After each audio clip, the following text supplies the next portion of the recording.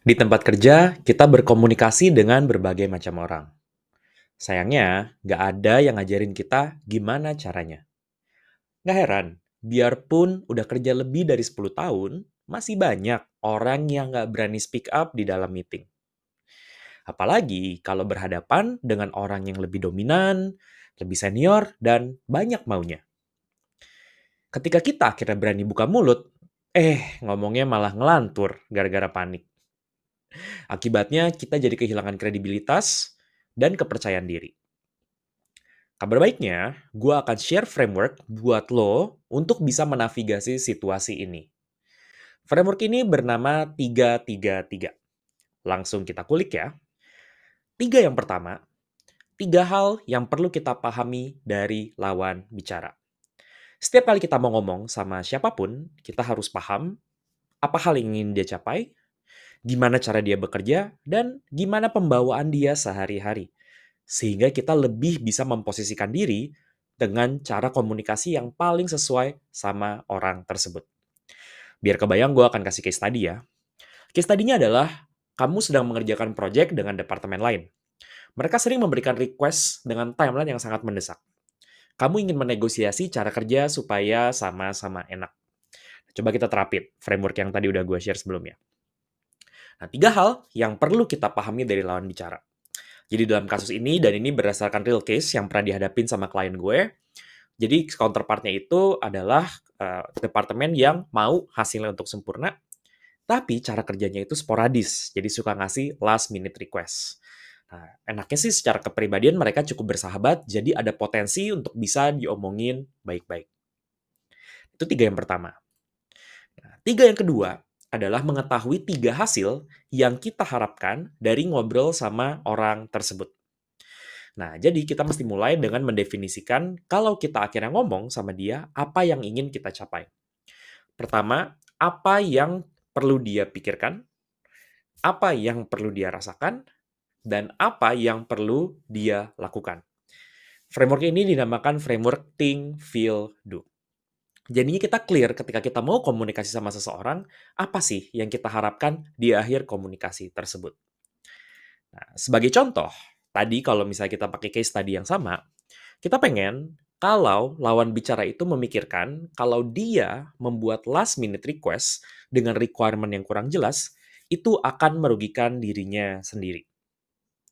Nah, ini lumayan counterintuitif karena seringkali yang gue alamin adalah ketika orang mau nego untuk supaya tim lain itu tidak memberikan deadline yang terlalu ketat, dia akan bilang, "Tolong dong jangan terlalu ketat, karena itu kan bakal ngerepotin kita." Kasarnya, lawan bicara kita itu paling peduli sama diri mereka sendiri.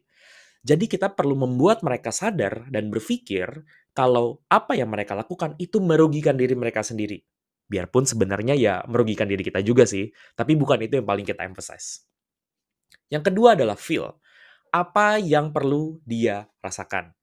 Alias, kalau kita ngobrol sama lawan bicara, kita pasti bikin dia itu merasa dipahami, dimengerti, dan merasa tenang. Karena di sini kan kita mau melakukan negosiasi.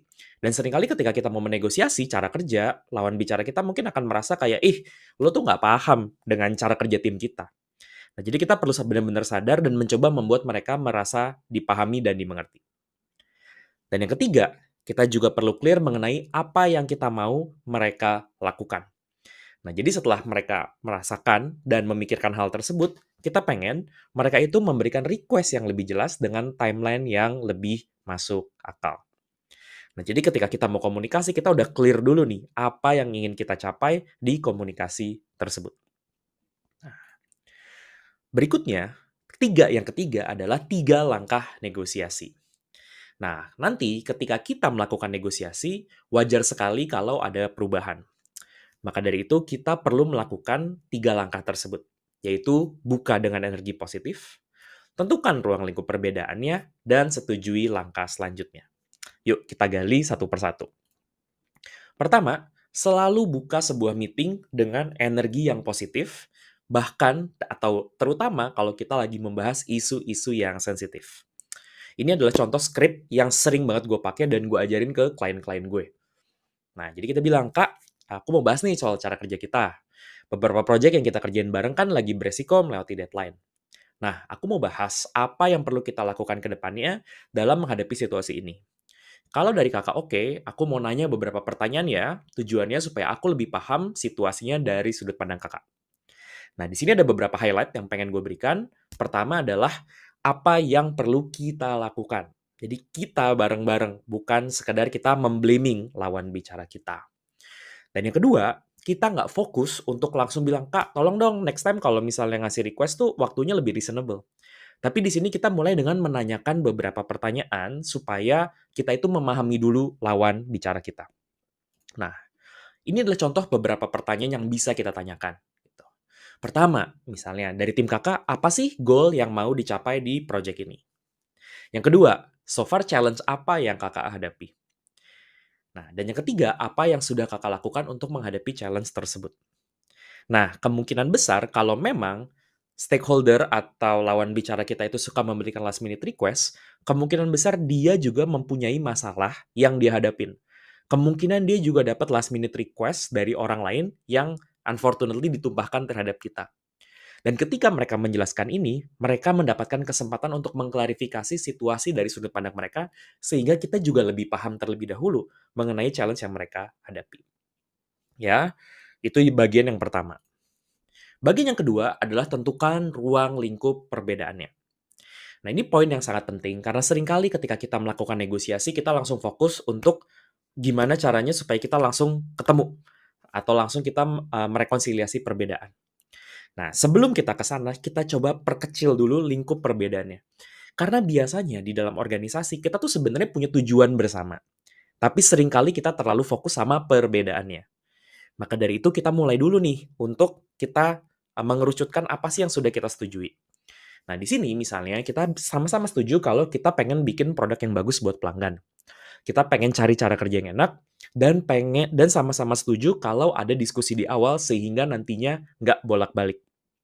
Nah, mungkin kalau dari situ kita bisa bahas ya Kak, gimana cara langkah selanjutnya.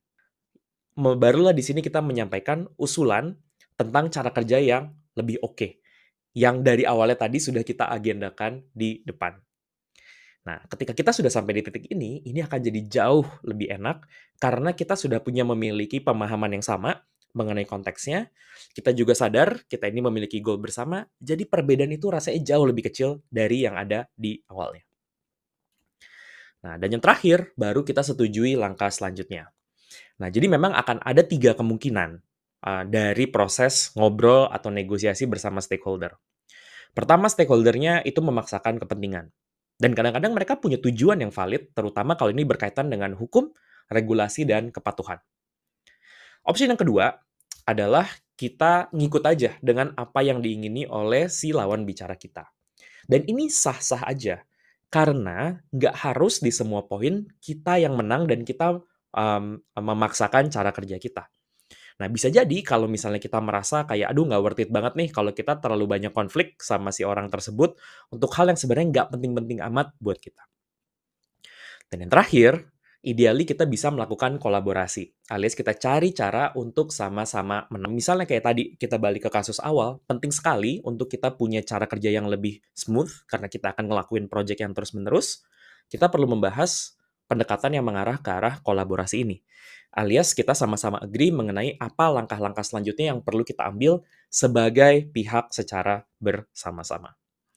Nah, hopefully dari sini teman-teman jadi kebayang kalau misalnya untuk bisa berkomunikasi dengan lancar, itu bukan soal bakat, tapi kalau kita memiliki framework yang kita asah terus-menerus, kita akan bisa berkomunikasi dengan lebih baik lagi. Nah, speaking of framework, yang tadi gue share itu baru satu dari 5 pilar yang bisa teman-teman pertajam kalau kalian ingin menjadi orang yang lebih efektif lagi di dunia kerja.